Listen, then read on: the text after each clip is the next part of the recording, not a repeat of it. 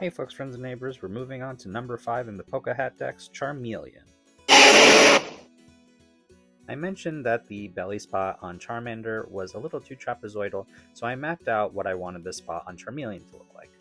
Basically, I was going for more egg as opposed to trapezoid. I'm using a burnt orange / dark red color for Charmeleon's body, and I'm still using the light tan color for the belly spot. Still making the belly spot using intarsia in the round, but I'm doing increases every other row and then knitting flat for a couple of rows and then starting my decreases after that. As I was doing the increases and decreases, I had to make sure I was leaving the right amount of slack between the two strands of yarn just so there weren't any weird gaps or transitions. I'm getting more used to working intarsia, but it's still not something that I have an easy time watching TV while doing. I do think that I was able to create cleaner transitions this time around than when I made the Charmander hat, which is progress. You can see what I was talking about with tension between the two strands of yarn here. If I pull too hard on one of the strands, the look is very off-center. So I just finished the increases and flat rows of the belly spot, and now I'm moving on to the decreases, starting with every other row and then moving on to every row. Doing increases and decreases every other row was easier for me to figure out, but doing the decreases every row took a little longer.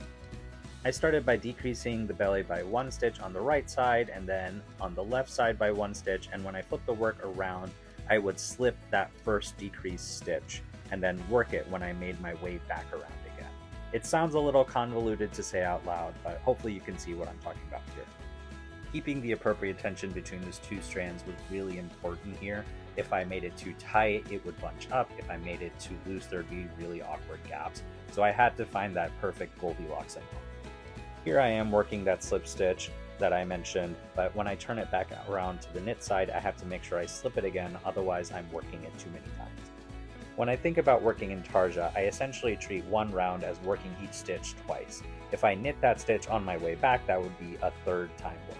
Here I'm working the last row of the belly. Once I finish it, I take the tan yarn and weave it behind the orange yarn, and I'm down to one color again. I finished off the belly by tugging on the ends to make sure that I kept the right tension, which seems to be the theme of this short, and that's the belly done. Subscribe and stay tuned for my next video where I work on the head, the horn, and the tail. Bye!